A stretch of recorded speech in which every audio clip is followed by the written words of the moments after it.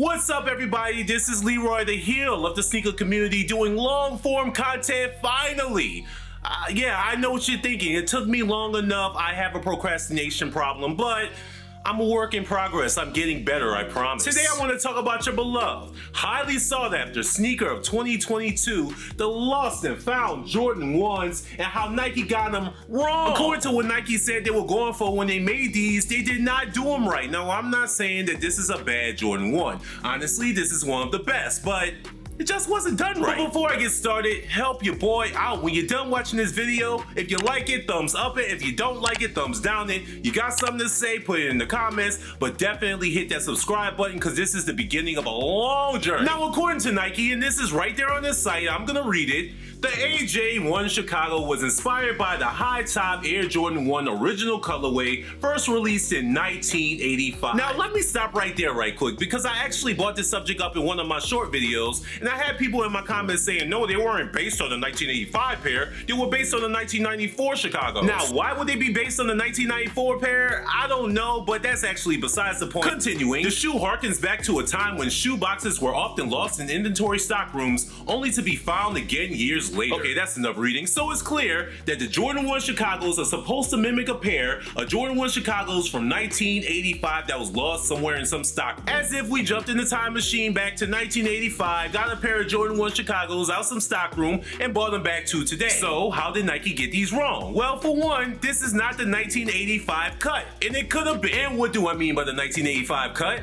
This is what I mean by the 1985 cut. These are the high 85 Jordan 1 black and white. Check out the differences. The tip on the high 85s is longer than the one on the Chicago. The heel on the Chicago sits up a bit taller than the one on the high 85s. The high 85s low-key look like mids. No offense to Jordan 1 mids. Clearly, by looking at both of these shoes from the side, you can see that they're both shaped differently. The high 85 are the shape of Jordan 1s that came out in 1985. If the lost and founds are supposed to mimic a pair of Jordan 1s that came out in 1985, why don't they have the high 85 cut? And the crazy thing about it is they could have did it. These came out last year. Y'all still have the molding or whatever y'all use for them. I would have loved to have seen these with the 1985 cut. They could have kept all the fake cracking and all that. And where are the numbers on the inside of the sock line? The Jordan 1s that came out in 1985 had the size and some other numbers. I think it was the date that they were produced. Please correct me in the comments if I'm wrong. On the inside of the sock line, high 85 Jordan 1s, a perfect representation of Jordan 1s that came out in 1985.